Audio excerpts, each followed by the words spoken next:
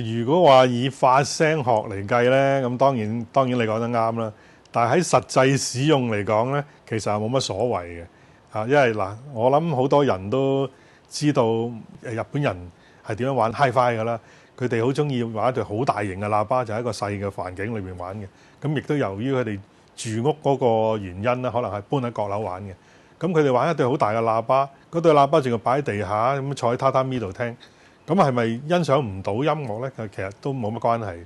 咁視乎你係想聽一個大嘅動態啊，大嘅頻寬啦，定係純粹音樂嘅音色欣賞咧？咁呢個係好大嘅一個唔同嘅方向嚟嘅。咁因為大喇叭有個好處呢，就係音樂大啲啦。咁你喺個細環境裏邊、細嘅窩林裏邊，你都可以聽到一個大嘅動態啦。咁但係當然啦，你再開大聲啲啊，個房間有個限制啦，你就唔可以開得太大聲啦。咁但係有啲就可能中意聽 disco 嘅，聽音壓嘅喎。咁細喇叭係俾唔到個大嘅低頻音壓俾你嘅。咁你喺個細環境用細喇叭，你都係唔會滿足嘅喎。可能你仲要加個subwoofer落去喎。咁而大喇叭就亦都可以做到呢樣嘢嘅。譬如早前70-80年代啦，咁啊所有人都係玩大喇叭㗎啦，冇人玩細喇叭嘅。